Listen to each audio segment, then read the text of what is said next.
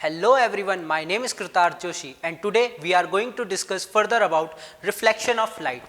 So मैंने अपने पिछली वीडियो में आपको लाइट क्या होती है, रिफ्लेक्शन ऑफ लाइट क्या होता है and laws of reflection of light के बारे में बताया था. So today our first topic will be types of reflection of light कि कितने टाइप्स के रिफ्लेक्शन ऑफ लाइट होते हैं. तो जैसा कि आप देख सकते हैं there are basically two types of reflection of light. One is regular reflection of light also known as smooth reflection and other one is irregular reflection of light also known as diffuse reflection. So आइए इनको समझते हैं कि regular reflection of light या smooth reflection of light क्या होता है और क्यों होता है and irregular reflection of light क्या होता है और क्यों होता है. सबसे पहले हम बात करते हैं रेगुलर रिफ्लेक्शन ऑफ लाइट की.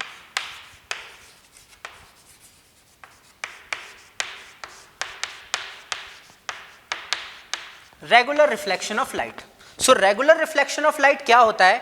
When a parallel beam of light strikes the surface of very smooth and highly polished surface and is sent back parallel only, then the phenomena is known as regular reflection of light.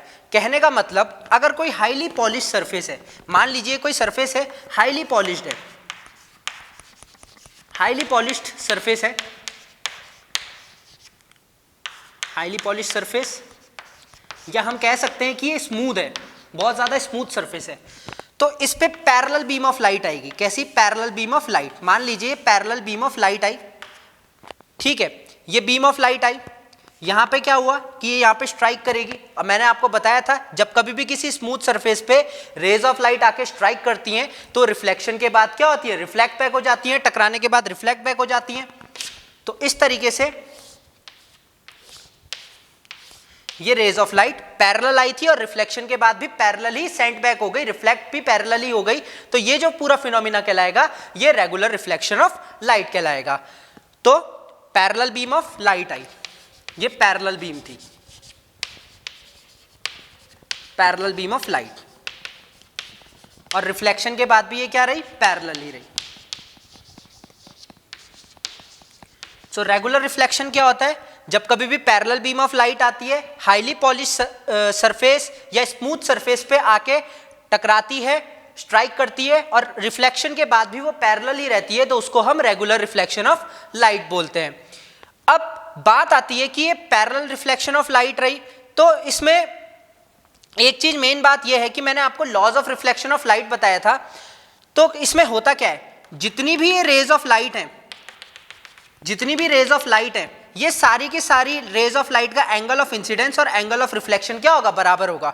जो first वाली ray of light surface के साथ normal के साथ angle of incidence बनाएगी, वही angle of reflection यहाँ पे भी बनेगा. सेम एंगल ऑफ इंसिडेंस यहाँ पे और सेम एंगल ऑफ रिफ्लेक्शन यहाँ पे, सेम एंगल ऑफ इंसिडेंस यहाँ पे और सेम एंगल ऑफ रिफ्लेक्शन यहाँ पे.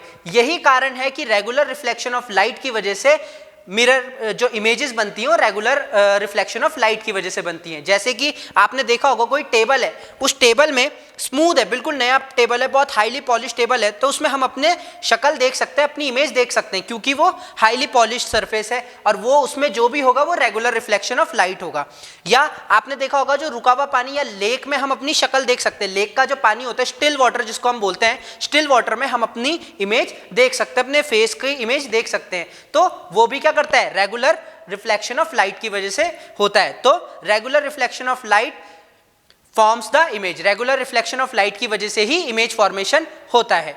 अब क्यों होता है ये मैं आपको बता देता हूं कि इमेज फॉर्मेशन क्यों होता है. जो रेगुलर सरफेस होता है, देखिए जो रेगुलर सरफेस है वो है तो मैटर ही. मान लीजिए रेगुलर सरफेस है, मैटर है, और मैटर हमें पता है कि मैटर किससे बना होता है? पार्टिकल से बना होता है, एटम्स या मॉलिक्यूल से बना होता है. तो ये पार्टिकल से बना है. मैटर में क्या होंगे? पार्टिकल्स होंगे. तो जितने भी स्मूथ सरफेसेस होते हैं उन सबके पार्टिकल्स की जो डायरेक्शन होती है वो एक ही तरफ होती है. उन सबकी जो डायरेक्शन होती है वो एक ही तरफ होती है, मतलब they all are facing towards same direction. इन सबकी जो डायरेक्शन होगी वो एक ही तरफ को होगी, उन सबका फेस एक ही डायरेक्शन की तरफ को होगा.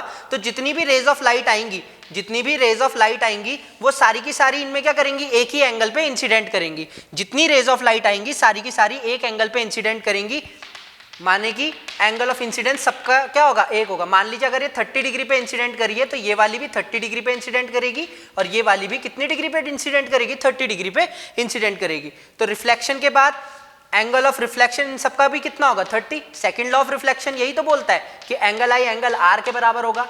तो रेगुलर रिफ्लेक्शन ऑफ लाइट में क्या होता है, जितने भी पार्टिकल्स होते हैं सरफेस के, स्मूथ सरफेस के, उन सबकी जो डायरेक्शन होती है फेस की, वो एक ही तरफ होती है। They all are facing toward same direction, due to which all the parallel beam of rays in the parallel beam makes same angle of incidence with the particles, due to which angle of reflection is also same for all rays of light. तो ये रही बात regular reflection of light की। तो regular reflection of light क्या होता है कि किसी हाईली पॉलिश्ड या स्मूथ सरफेस पे कोई पैरेलल बीम ऑफ लाइट आई और रिफ्लेक्शन के बाद भी वो पैरेलल ही रही, तो उसको हम रेगुलर रिफ्लेक्शन ऑफ लाइट कहते हैं।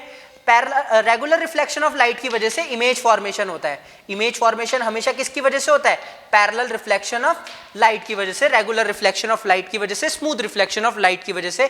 क्यों होता है, क्योंकि सारी की सारी रेज ऑफ लाइट क्या करती हैं, आती हैं और एक एंगल पे इंसिडेंट करती है, रिफ्लेक्शन के बाद भी एक ही एंगल ऑफ रिफ्लेक्शन सबका क्या रहता है, सेम रहता है, जिसकी वजह से इमेज फॉर्मेशन होती है। So regular reflection of light ये रहा, parallel beam of light I, reflection के बाद पैरेलल रही, इमेज फॉर्मेशन होता है। किसी भी हाईली पॉलिश सरफेस पे आप अपना शक्ल देख सकते हैं, अपना फेस देख सकते हैं, इमेज देख सकते हैं। स्टिल वाटर भी स्मूथ सरफेस की तरह रिफ्लेक्शन शो करता है। और जितने भी इसमें पार्टिकल्स होते हैं स्मूथ सरफेस में, उन सबका जो फेस होता है वो एक ही डायरेक्शन की तरफ होता है, जिसकी वजह से सारी इंसिडेंट रेज का एंगल और सारी रिफ्लेक्टेड रेज का एंगल, माने कि angle of incidence and angle of reflection of all the incident ray and all the reflected ray remains same.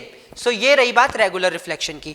अब चलते हैं इसके दूसरे टाइप की तरफ जो होता है इर्रेगुलर रिफ्लेक्शन, उसको समझते हैं। इर्रेगुलर रिफ्लेक्शन ऑफ लाइट को समझते हैं।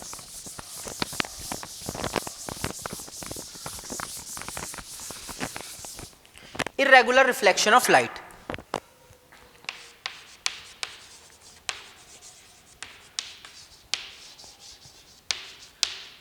Irregular reflection.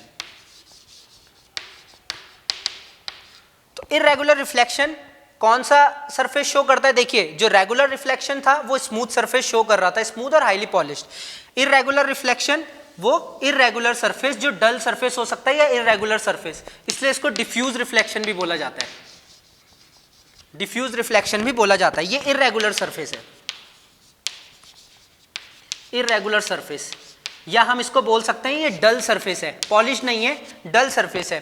तो इसमें रेज तो हमेशा पैरेलल ही आती हैं, रेज हमेशा कैसी आएंगी, पैरेलल बीम की फॉर्म में आएंगी। लेकिन यहां पे क्या होगा, सरफेस की इर्रेगुलरिटी के कारण, सरफेस की इर्रेगुलरिटी के कारण यहां पे एंगल आई बनेगा, उतना ही एंगल आर बनेगा। मान लीजिए ये और ये कुछ ऐसे ना जाके कुछ ऐसे चलेगी, मान लीजिए, ठीक है। तो क्या हुआ, parallel beam of light I, light तो पैरेलल आई, लाइट हमेशा कैसे इंसिडेंट करी, पैरेलल बीम की फॉर्म में। लेकिन आप देखेंगे जो रिफ्लेक्टेड रेज हैं वो अलग अलग डायरेक्शन में क्या हो गई, रिफ्लेक्ट हो गई। तो इर्रेगुलर रिफ्लेक्शन क्या होता है, when a parallel beam of light strikes the irregular surface and reflected in various directions which is not parallel, then the reflection is known as irregular reflection। जब पैरेलल बीम ऑफ लाइट आती है और reflection के बाद अलग अलग direction में क्या हो जाती है, रिफ्लेक्ट हो जाती है, तो उसको हम इर्रेगुलर रिफ्लेक्शन ऑफ लाइट बोलते हैं। नो इमेज इज फॉर्म्ड, इसमें कोई इमेज फॉर्म नहीं होती है, नो इमेज इज फॉर्म्ड, कोई भी इमेज नहीं फॉर्म होगी, जिसके कारण क्या होगा, ये इर्रेगुलर रिफ्लेक्शन की वजह से कोई भी इमेज फॉर्मेशन नहीं होता। अब क्वेश्चन ये आता है कि क्या irregular reflection of light failure of laws of reflection की वजह से। अब लॉ का मतलब तो यही हो गया कि वो हर जगह क्या है, सेम है, हर जगह लागू होगा। तो यहां पे irregular reflection of light is not due to failure of laws of reflection, ठीक है। लॉ जो फेलियर होता है लॉ ऑफ रिफ्लेक्शन का, वो कभी भी नहीं होगा, क्योंकि वो लॉ है। तो irregular reflection of light failure of laws of reflection की वजह से नहीं होता, it is due to irregularity of surface. Irregular surface है जिसकी वजह से ये इर्रेगुलर रिफ्लेक्शन हो रहा है। अब इर्रेगुलर सरफेस की अगर मैं बात करूं, मान लीजिए ये इर्रेगुलर सरफेस है और ये रेगुलर सरफेस था, इरेगुलर सरफेस में जो पार्टिकल्स होंगे, क्योंकि ये भी मैटर है, इसमें भी पार्टिकल्स होंगे, इन सब पार्टिकल्स की जो फेस की डायरेक्शन होगी, they all are facing in different directions. तो अलग अलग डायरेक्शन में फेस कर रहे हैं, तो ये पैरेलल रेज ऑफ लाइट आएंगी, लेकिन इन सबका एंगल ऑफ इंसिडेंट क्या होगा, अलग अलग होगा। कोई 30 डिग्री पे इंसिडेंट करेगी, कोई 45 डिग्री पे, कोई 60 डिग्री पे इंसिडेंट करेगी, तो एंगल ऑफ रिफ्लेक्शन भी इन सबका क्या हो जाएगा, अलग अलग हो जाएगा।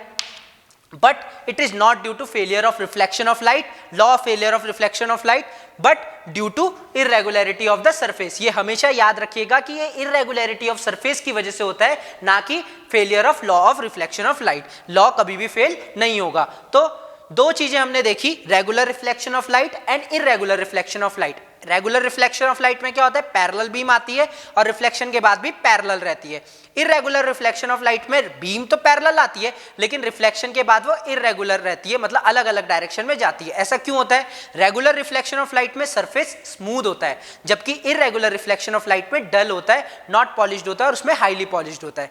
रेगुलर रिफ्लेक्शन ऑफ लाइट में जितने भी पार्टिकल्स होते हैं, उन सबकी जो डायरेक्शन होती है वो एक ही तरफ होती है, फेस की डायरेक्शन एक ही तरफ होती है, जबकि जो इरेगुलर रिफ्लेक्शन ऑफ लाइट है उसमें जो सरफेस की डायरेक्शन है वो अलग अलग, सरफेस में जो पार्टिकल्स हैं उनकी जो डायरेक्शन है वो अलग अलग डायरेक्शन में रहती है, अलग अलग फेस, जो फेस रहता है अलग अलग डायरेक्शन में रहता है, जिसकी वजह से इरेगुलर रिफ्लेक्शन ऑफ लाइट होता है। सो रेगुलर रिफ्लेक्शन में इमेज फॉर्म्ड हो रही थी, इसमें कोई भी इमेज फॉर्म नहीं होगी, क्योंकि यहां पे क्या हो रहा है, अलग अलग डायरेक्शन में ये जा रही हैं। और इरेगुलर तो देख सकते हैं, अगर कोई ये टेबल ही मेरे आगे रखा है, इसमें मैं अपना चेहरा देखना चाहूं तो नहीं दिखेगा, क्योंकि हाईली पॉलिश सरफेस है ही नहीं। तो ये irregular reflection of light show कर रहा है, जिसकी वजह से इमेज फॉर्म नहीं होगी। प्लेन ऑफ पेपर, पेपर को देखिए, पेपर में कभी भी हमारी इमेज फॉर्म नहीं होती, क्योंकि वो इरेगुलर रिफ्लेक्शन ऑफ लाइट को शो करता है। तो रेगुलर रिफ्लेक्शन ऑफ लाइट में law of reflection of light लागू होता है, जबकि इरेगुलर रिफ्लेक्शन ऑफ लाइट में ऐसा नहीं है कि law of reflection of light लागू नहीं होता, नहीं, उसमें भी लागू होता है। इसमें भी देखिए ना, यहाँ पे एंगल आई जो बन रहा होगा वही एंगल आर के बराबर बनेगा। यहाँ पे एंगल आई और एंगल आर दोनों बराबर होंगे।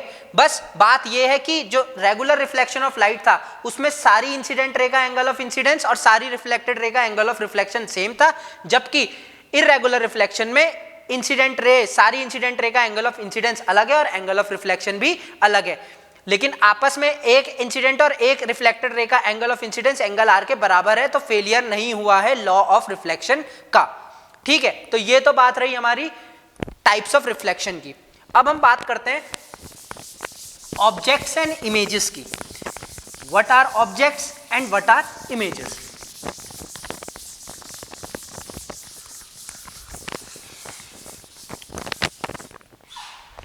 सो objects and images, objects and images कि ऑब्जेक्ट्स क्या होते हैं और इमेजेस क्या होती हैं। मैंने अपनी पिछली वीडियो में भी आपको बताया था कि ऑब्जेक्ट्स क्या होते हैं। दो टाइप के मैंने ऑब्जेक्ट को बताया था, एक ल्यूमिनस और एक नॉन ल्यूमिनस।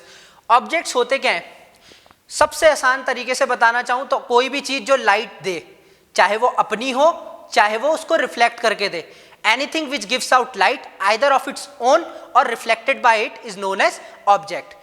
ठीक है, तो ऑब्जेक्ट भी दो टाइप के होते हैं, पॉइंट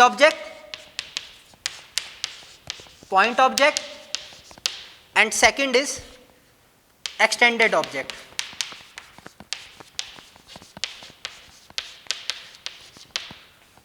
ऑब्जेक्ट्स लाइट को या तो रिफ्लेक्ट करेंगे और अपनी लाइट होगी, या तो उनकी खुद की अपनी लाइट होगी ल्यूमिनस ऑब्जेक्ट, या वो लाइट को रिफ्लेक्ट करेंगे नॉन ल्यूमिनस ऑब्जेक्ट। तो anything which gives out light either of its own or reflected by it is known as object. Objects are of two types, point object and extended object. Point object को हम रे diagram में dot से represent करेंगे, dot, और extended object को हम arrowhead से रिप्रेजेंट करेंगे रे डायग्राम में, इसको हम एरोहेड बोलते हैं, एरोहेड। तो ये दो टाइप के ऑब्जेक्ट होते हैं, पॉइंट ऑब्जेक्ट और एक्सटेंडेड ऑब्जेक्ट। पॉइंट ऑब्जेक्ट को पॉइंट से डिनोट करेंगे या डॉट से डिनोट करेंगे, एक्सटेंडेड ऑब्जेक्ट को एरोहेड से डिनोट करेंगे। सो ऑब्जेक्ट्स दो टाइप के हो गए। अब इमेजेस की बात करते हैं। What is image? इमेज क्या है? तो ऑब्जेक्ट की इमेज बनती है, कब बनती है? In physics, image is an optical illusion, एक तरीके से हम ये बोल सकते हैं ऑप्टिकल इल्यूजन है, which is produced when light coming from the object is reflected by the mirror और रिफ्रैक्टेड थ्रू द लेंस। तो इमेज कब बनती है? जब ऑब्जेक्ट से लाइट आ रही हो, चाहे वो उसकी खुद की हो, चाहे वो रिफ्लेक्ट करके आ रही हो, वो मिरर से या तो रिफ्लेक्ट हो जाए या लेंस से रिफ्रैक्ट हो जाए। दो टाइप के फिनोमिना होते हैं, एक रिफ्लेक्शन का होता है, एक रिफ्रैक्शन का होता है। रिफ्रैक्शन के फिनोमिना की हम बाद में बात करेंगे, अभी हम सिर्फ रिफ्लेक्शन की बात करते हैं। तो इमेज कब फॉर्म होती है? इमेज तब फॉर्म होती है जब किसी ऑब्जेक्ट से लाइट आ रही हो और उसको मिरर क्या कर दे? रिफ्लेक्ट कर दे, या लेंस क्या कर दे? रिफ्रैक्ट कर दे, तो इमेज बन जाएगी। अब इमेज भी टू टाइप्स की होती हैं, दो टाइप्स की इमेज हम पढ़ेंगे। First is real image and second is virtual image. पहली वाली हमारी रियल इमेज होगी और दूसरी इमेज हमारी कौन सी होगी? वर्चुअल इमेज होगी। Real image are those image which can be obtained on screen, जो स्क्रीन में ऑब्टेन हो सकती हैं उसको हम क्या बोलेंगे? रियल इमेज बोलेंगे। जैसे टीवी की स्क्रीन में या सिनेमा हॉल की स्क्रीन में जो मूवीज आप देखते हैं और वहां पे जो इमेज बनती है हीरो हीरोइंस की, वो सारी की सारी कौन सी होती है? रियल इमेजेस होती है। ऑन द अदर हैंड अगर मैं वर्चुअल इमेज की बात करूं, image formed behind the mirror,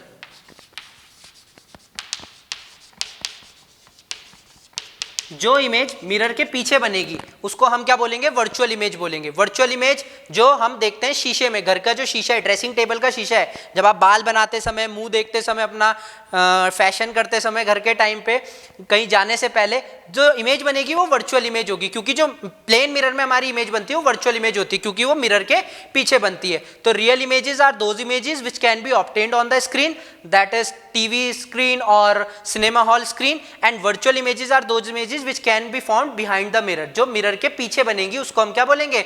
virtual image. It can not be formed on the screen, ये स्क्रीन में नहीं बनेगी, ये स्क्रीन के पीछे बनेगी, मिरर के पीछे बनेगी, उसको हम क्या बोलेंगे?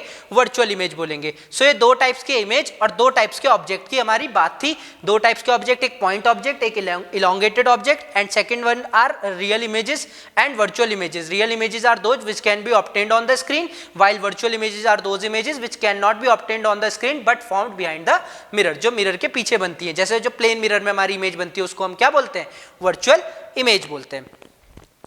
वर्चुअल इमेज की अगर मैं बात करूं तो वर्चुअल इमेज एक तरीके का ऑप्टिकल इल्यूजन होता है।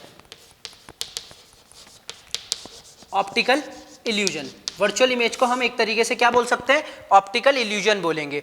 रियल इमेज जब भी रे डायग्राम्स में बनेंगी वो हमेशा क्या बनेगी? Real and inverted. Real image हमेशा रे डायग्राम्स में जब हम देखेंगे तो रियल इमेज हमेशा इन्वर्टेड बनती है, उल्टी इमेज बनती है, और वर्चुअल इमेज हमेशा इरेक्ट बनेगी। इरेक्ट मतलब सीधी इमेज बनेगी, ठीक है। तो ये दो टाइप्स की इमेजेस हमने पढ़ी। रियल इमेजेस हमेशा इन्वर्टेड बनती है और वर्चुअल इमेजेस हमेशा इरेक्ट इमेज बनेगी, सीधी इमेज बनेगी।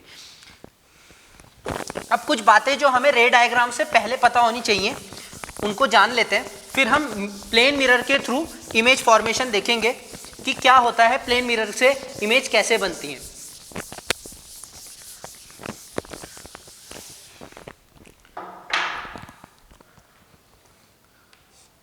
फर्स्ट पॉइंट ये रहेगा कि एक ऑब्जेक्ट से millions of rays of light निकलती हैं। एक ऑब्जेक्ट से millions of rays of light निकलती हैं, चाहे वो उसकी खुद की लाइट हो, चाहे वो किसी लाइट को रिफ्लेक्ट करके भेज रहा हो, लेकिन millions of rays of light निकलती हैं।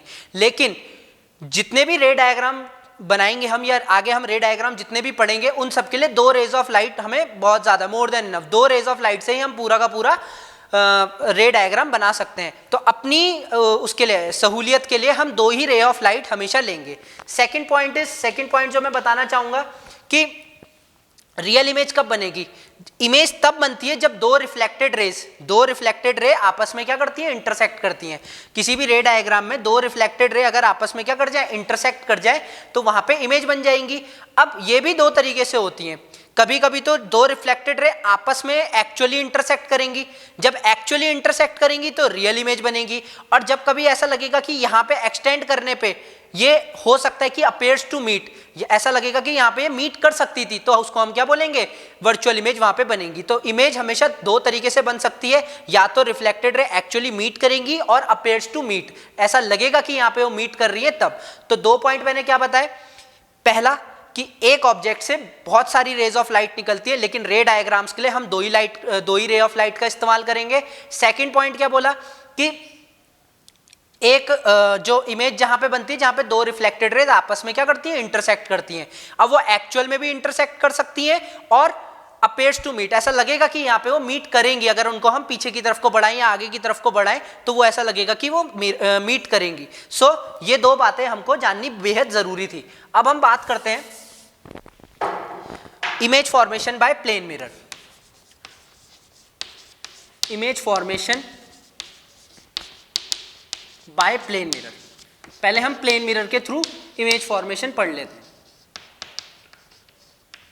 Image formation by plane mirror, पहले हम पॉइंट ऑब्जेक्ट की इमेज फॉर्मेशन पढ़ेंगे कि पॉइंट ऑब्जेक्ट की कैसी इमेज बनती है, और दूसरा हम पढ़ेंगे एक्सटेंडेड ऑब्जेक्ट की।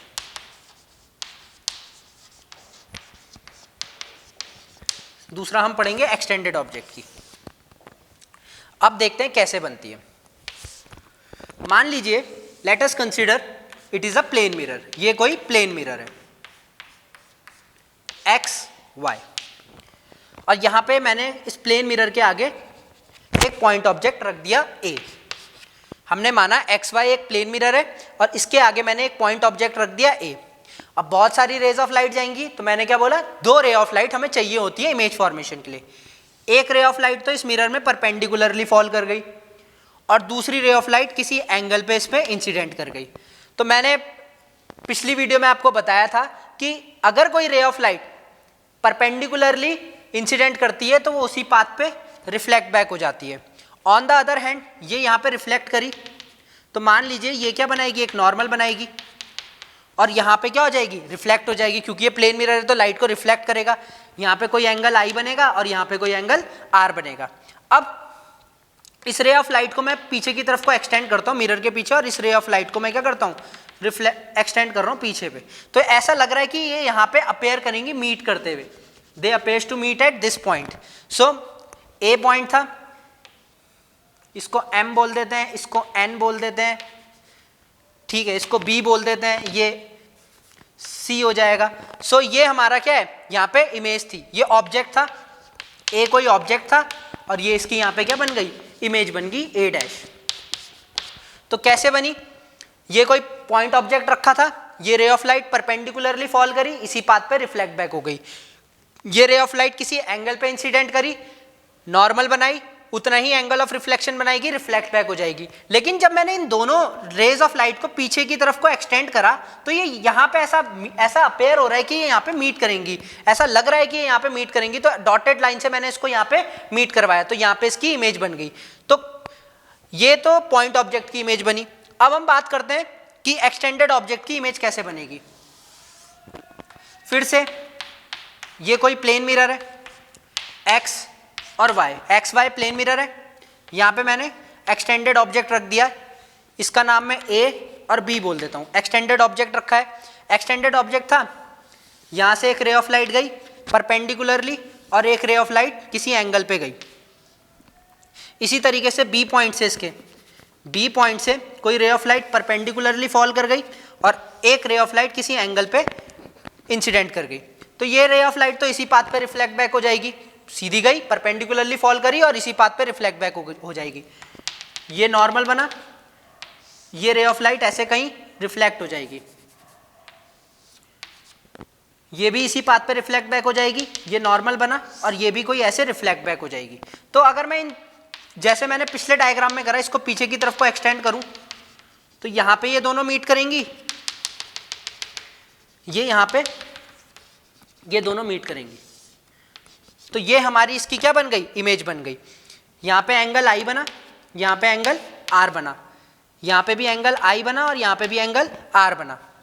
इसको एम एन ओ पी, इन पॉइंट्स को मैंने एम एन ओ पी बोल दिया। तो कुछ नहीं करा, ये क्या था, एक एक्सटेंडेड ऑब्जेक्ट था, इसके ए पॉइंट से एक ray of light perpendicularly fall करी और एक रे ऑफ लाइट किसी एंगल पे इंसिडेंट करी, इसके बी पॉइंट से एक ray of light perpendicularly fall करी, एक रे ऑफ लाइट किसी एंगल पे इंसिडेंट करी, परपेंडिकुलर वाली तो उसी पाथ पे रिफ्लेक्ट बैक हो जाएगी, और जो एंगल ऑफ इंसिडेंस बना रही है आई एंगल पे इंसिडेंट करी वो आर एंगल को बनाते हुए रिफ्लेक्टेड रे रिफ्लेक्ट हो जाएगी। ये परपेंडिकुलरली इसी पाथ पे रिफ्लेक्ट बैक, और ये किसी एंगल पे रिफ्लेक्ट हुई इंसिडेंट हुई तो उसी किसी एंगल पे आर एंगल बनाते हुए रिफ्लेक्ट हो जाएगी। फिर से जैसे पिछले डायग्राम में मैंने इनको क्या करा, पीछे की तरफ को एक्सटेंड करा तो यहाँ पे ये दोनों मीट कर गई, और ये इसकी क्या बन गई, इमेज बन गई ए डैश बी डैश, ये इमेज बन गई, इमेज और ये ऑब्जेक्ट। तो इमेज देखिए बिहाइंड द मिरर बन रही है, तो कैसी इमेज होगी, रियल इमेज होगी। बिहाइंड द मिरर है तो कौन सी इमेज, रियल नहीं वर्चुअल इमेज होगी, सॉरी वर्चुअल इमेज। इमेज कैसी बनेगी, वर्चुअल। बिहाइंड द मिरर बन रही है वर्चुअल, और ये भी बिहाइंड द मिरर बन रही है तो ये भी कौन सी मिरर इमेज होगी, वर्चुअल इमेज होगी। सो ये रही image formation by plane mirror. ये पॉइंट ऑब्जेक्ट की हमने इमेज बनाई और एक्सटेंडेड ऑब्जेक्ट की हमने इमेज बनाई। तो ये दो तरीके से इमेज फॉर्मेशन होती है, एक पॉइंट ऑब्जेक्ट की और एक एक्सटेंडेड ऑब्जेक्ट की किसी प्लेन मिरर के through.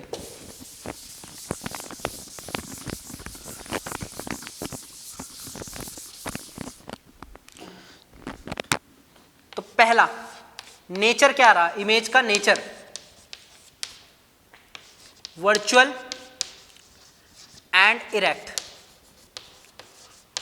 Second position behind the mirror.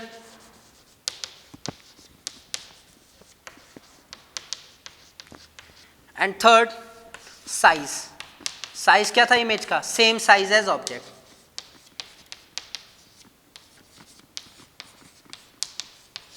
तो जो प्लेन मिरर इमेज बनाता है वो सेम साइज की इमेज होती है। अगर 5 सेंटीमीटर का ऑब्जेक्ट है तो 5 सेंटीमीटर की इमेज बनेगी। अगर ये इमेज ऑब्जेक्ट 10 सेंटीमीटर की दूरी पे रखा जाएगा ऑब्जेक्ट मिरर से, तो 10 सेंटीमीटर की दूरी पे ही मिरर के पीछे इमेज बनेगी, और वर्चुअल और इरेक्ट इमेज बनेगी। वर्चुअल बनेगी और इरेक्ट इमेज बनेगी। बिहाइंड द मिरर बनेगी वर्चुअल, और इरेक्ट माने सीधी इमेज बनेगी।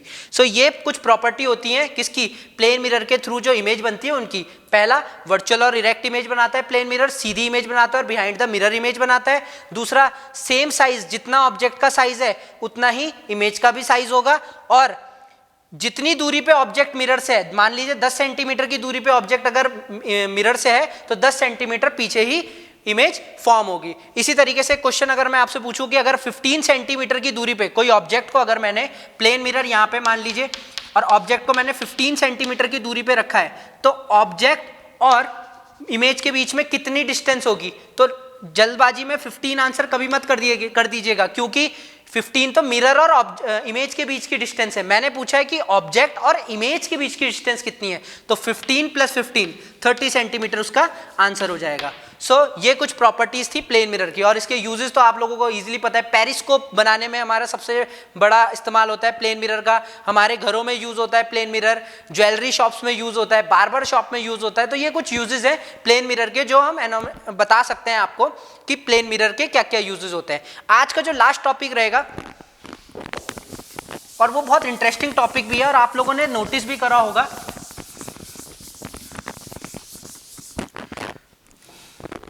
Lateral inversion. Lateral inversion, lateral inversion. Lateral inversion क्या होता है, अगर मैं मिरर के आगे खड़ा हो जाऊं और अपना राइट हैंड ऐसे हाथ खड़ा करके मैं खड़ा हो जाऊं मिरर के आगे, तो वो जो इमेज का हैंड होगा वो राइट ना होकर लेफ्ट हैंड होगा। तो जो इंटरचेंजिंग होती है साइड्स की, इंटरचेंज होता है मिरर इमेज और ऑब्जेक्ट के बीच में जो इंटरचेंज होता है, जो राइट साइड होती है ऑब्जेक्ट की वो इमेज की लेफ्ट साइड बन जाती है, और जो ऑब्जेक्ट की लेफ्ट साइड है वो इमेज की राइट साइड बन जाती है। जो इंटर कन्वर्जन होता है साइड्स का, उसी को हम क्या बोलते हैं, लेटरल इन्वर्जन। और इसका सबसे बेस्ट एग्जांपल एम्बुलेंस में, एम्बुलेंस कैसा लिखा रहता है, उल्टा लिखा रहता है, ताकि जब आप अपने रेयर व्यू मिरर में देखें तो वो कैसा दिखेगा, आपको सीधा दिखेगा, जिसकी वजह से आपको क्या दिखेगा, उसको साइड देने में इजीली आप उसको साइड दे सकते हैं। इसी तरीके से अगर समझाऊं मैं आपको, तो ये प्लेन मिरर है और मैंने इसके आगे आर लिखा है, तो आर मेरे को लेटरली इन्वर्टेड इमेज कैसी बनेगी, उसकी कुछ इस तरीके की इमेज बनेगी। सो ये लेटरल इन्वर्जन का फिनोमेना है। तो प्लेन मिरर कैसी इमेज बनाता है? वर्चुअल एंड इरेक्ट इमेज बनाता है, ऑब्जेक्ट के बराबर सेम साइज की इमेज बनाता है, same distance behind the mirror बनाता है, एंड लेटरली इन्वर्टेड इमेज बनाता है। लेटरली इन्वर्टेड का मतलब मैंने आपको बताया इंटरचेंज हो जाती है साइड की। Right side of the object appears to be left side of the image and left side of the object appears to be right side of the image. This whole phenomena is known as lateral inversion. So आज हमने types of reflection के बारे में पढ़ा, उसके बाद हमने objects and images के बारे में पढ़ा, उसके बाद हमने इमेजेस फॉर्मेशन जो प्लेन मिरर करता है उसके बारे में पढ़ा, properties of the image formed by plane mirror के बारे में पढ़ा, एंड लेटरल इन्वर्जन के बारे में पढ़ा। सो आई होप आपको ये जितना भी टॉपिक है समझ में आया होगा एंड अच्छा लगा होगा। सो पढ़ते रहिए, अच्छे से पेपरों की तैयारी करिए। All the best. Thank you.